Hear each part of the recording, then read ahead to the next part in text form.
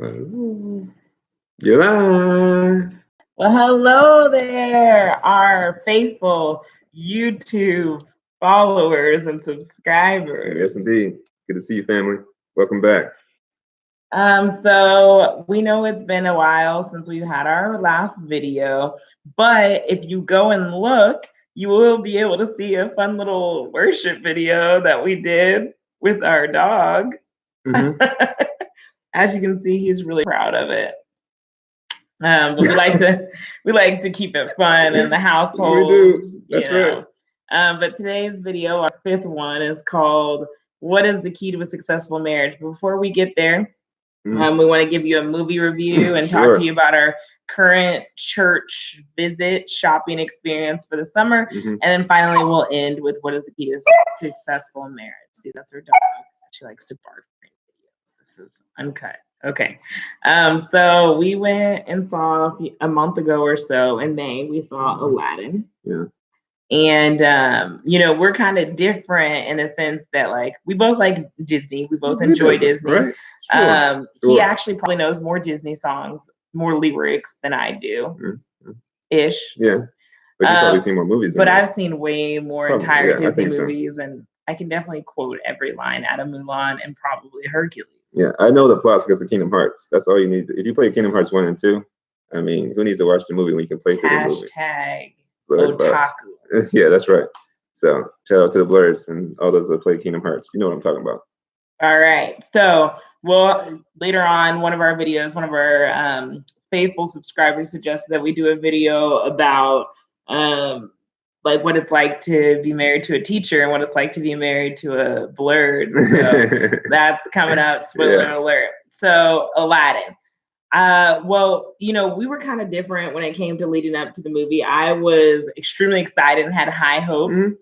And William's like, I don't have high hopes for this. I was not. I was not thinking that it was going to be anything particularly, special, anything to write about, Right. But it's Disney, so they don't make really any kind of duds typically. But I'm not gonna be like, oh man, best movie ever. Yes, but I was like, this is gonna be awesome. So I was watching a lot of videos. We would watch every trailer as it came out.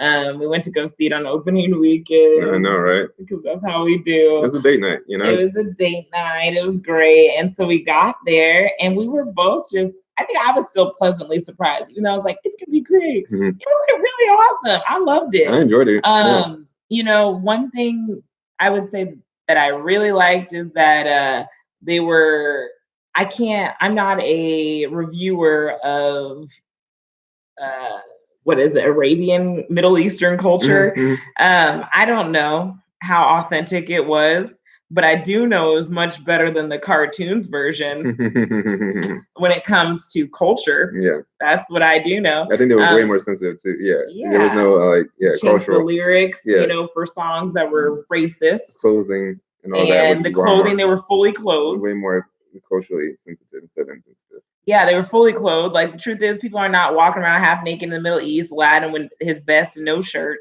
Jasmine with all her goodies out. But in the movie, they were fully clothed. And that was pretty cool. And I don't know. I think that Will Smith was authentically him. He was himself. He did not try to be anyone else. He didn't try to be Robin Williams. They threw in some staple, signature Robin Williams type things, but Will Smith was not trying to be him. And one thing I did was kind of a grow for Will Smith is I just realized that he's not a singer. I specifically knew on the part where I didn't know Robin Williams was a good singer, except for the fact that he's a voice actor. So he has to have a little bit of a voice. And the song, You Ain't Never Had a Friend Like Me, I specifically remember, Robin Williams was like, you ain't never had a friend like me. But Will Smith was like, you ain't never had a friend like me. I was like, oh Lord. And he held it out. They didn't auto-tune him or anything, I don't think. But Will Smith, you're a rapper, and there's nothing wrong with it. There's nothing wrong with it. Nothing wrong with it. Is there any thoughts you want to add? Something wrong with our dog. That's about the only thing. No. Sorry, William's trying to keep our dog busy. I mean, it was a good movie. What's up, viewer? Welcome to the live stream. I would just say, yeah, I mean, it had more depth. I feel like every character, they showed Jafar as a perfect foil to Aladdin. What Aladdin could have ended up being if he went to that dark side of corruption and wanting power and prestige and wealth and all of that. They both had like a animal sidekick that both stole things for them. And I generally enjoyed it. There's just higher stakes, I feel like, and it was rooted in realism. So, like I said, Will Smith did his thing. I'm a big fan of Will Smith. He's been kind of off a little bit in the recent movies, but I think this is definitely a resurgent. We'll see how Gemini Man does. His wife said that was her favorite movie with him in it. I thought it was interesting, but she said it, like being there for her man. That's a good wife right there. That's a real good wife. She might be lying, but it's like Will Smith had a lot of good movies. Yeah. I don't know. I wonder if he's offended when she says that. I'm like, I don't know the best. Yeah. No, but hey. But anyways, yes, moving on. We're going to talk about, as we mentioned in earlier videos, we've been looking at different churches. Going to a different church every week in the Kansas City Metro. Shout out KC. Mm-hmm. KC. Mm-hmm. And so it has been interesting. Baby, you want to start just like what you've been thinking about going to different churches and how you've been reflecting on what church life looks like? Yeah, so I mean, I think it's a great opportunity for us this summer to really understand what kind of church we want to be involved with, and engaged in as husband and wife. We have different spiritual gifts, and we grew individually, but now that we're husband and wife, we want to know what's best for us as a couple, and it gives us a really good understanding of the church landscape of Kansas City. I want to, go into ministry vocationally, and it's a great opportunity for me to network with other pastors, other churches, and really see how I've been in the faith for a couple of years now, and so it's just a great idea to get an understanding of how different people do church, right, and how there's not one way, and I think it's a great way for us to understand what's the way for our family, and then eventually prayerfully a church that I'll eventually serve in. So that's just some of the things that we've been doing on this spiritual sabbatical this summer, in terms of visiting other churches, and it's been eye-opening. It's been really a way for us to kind of stir us up, instead of being stagnant. And we're still tithing at our home church Mosaic. We're still being connected to all the brothers and sisters there, and still supporting, whether it be funerals or whatever it may be, whatever's going on. But we miss y'all in terms of prayer, church people. For sure. We miss our home church. Yeah, absolutely. So that's just kind of what we've been going through, and it's been just a great way for us to have different conversation about our spiritual walks, and just like I said, it just stirs us up spiritually as well to really see what else is what God can open our eyes to. Like, it raised our level of awareness and exposure. So that's been really great spiritually. Yeah. I would just say one of the things that I've been thinking about a lot is that going to different churches is just seeing how segregated churches are. That's been that's really difficult. Like, when we go to a church, to be like, this is definitely a white church. This is definitely a black church.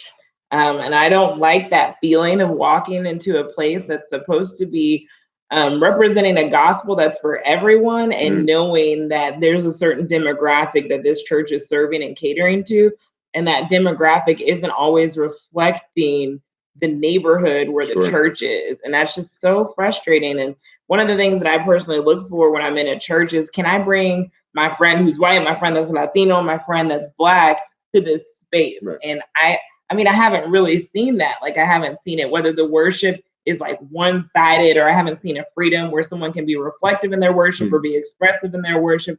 It's just a hard place to find. And so, or like, even looking at different churches, some are very programmatic, and others have no programs or no structure, or like churches that have like tons of small groups, but then you look across like leadership of small groups, leadership of the church, and I don't see anyone who looks like me. And so, as a woman who's trying to grow in her leadership with a husband who is trying to go into the pastorate, it's really for the church represent.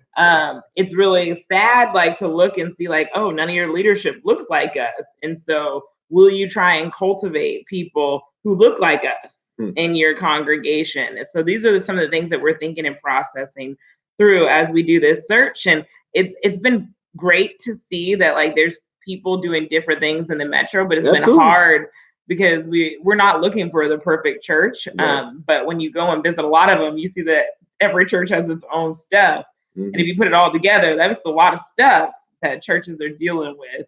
So anyways, if you have any feedback or want to talk to us more about our church search and our journey, please leave us a message in the comments below. Last thing, we're going to talk about what is the key to successful marriage. Well, because, you know, we've been married for how long? A while, I think 7 months and counting. So, you know, obviously we know everything about what it means to be married, because 7, we talked about this in church, is the number of perfection. No, we talked about it in a wife life chat. Shout out #WifeLife. I'll tell you about it later. We talked about it, and 7's the number of perfection. So since we've been married for 7 months now, we believe that, you know, maybe on the 7th month, God has revealed a secret that he might not have revealed to people who have been married. More than, anyway. No, y'all, I'm playing. So, we don't know the key to a successful marriage, but we did realize something that is working well for us. How did it come about? I'm not exactly sure, but I feel like we heard a story. It was at the funeral. That was when it started? Oh, that's right. So, I mean, so that's exactly right. I think is that yeah. So, basically, you know, the Lord is, I mean, so vocal, right? And he can speak, particularly in funerals where the gospels are often presented. And it was a beautiful, you know, celebration of life, homecoming service. And we just wanted to, one of the messages that we received was just thinking about prayer. And we just wanted to kind of reflect on that message that we received, and how someone, like the whole family's lives were changed because of prayer. And specifically, they in this funeral service for one of our friends whose dad passed away, a lot of people were talking about just like the history of people who had prayed. And there was specifically one of the sisters, I think, shared a story about how she would sleep in her parents' room, which would be the grandparents, our friend that we went to support. And she would see her grandparents get down on their knees and pray for their whole entire family, by name, each one, the grandchildren, eventually when those children, like every single one by name, and then saw them do the same thing in the morning. And so I guess that part, it stuck out to both of us on our own. And so when we got home, we kind of were just of the like mind of, you know, we should pray before we go to bed. Because if prayer is what led to a whole legacy of people loving the Lord in this family, like we want that for our family. Amen.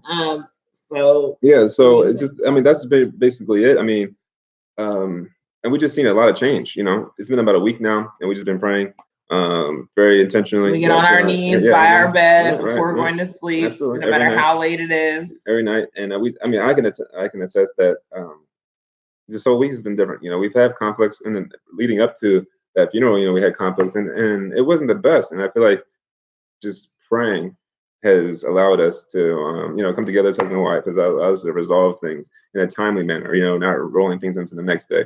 My brother Jordan recommended, you know, praying for, you know, my wife, and so like I talked to him. He mentors me in a lot of ways, and I just want to take that seriously about actually praying for my household. I know we can't change one another, but we can, you know, intercede for one another, and we should cover each other in prayer. And so it's just a simple matter of like praying for our household, praying for our children in advance, you know, praying for our family, a whole household in advance. And so I was able to see a lot of different, just a heart change, you know, towards my wife. And likewise, I would say that, you know, our relationship is just on a, you know, different level. I mean, so that's what I would say. It's like, it's really, it sounds simple, but there's power in prayer. and we were able to experience that. We were able to test to that this week. The Lord's been moving. The Lord's been good. Yeah. And he's been answering prayers too, which is awesome. Amen. Yep. So now we're 15 minutes, our longest video. Something so we're like gonna wrap up. Thank you so much for watching. Hopefully, if you have any suggestions of topics that we can do, we are headed to Mexico in July, so we'll be on location. On location, yeah. But anyways, we love you guys. Thanks for your support. #Black Love.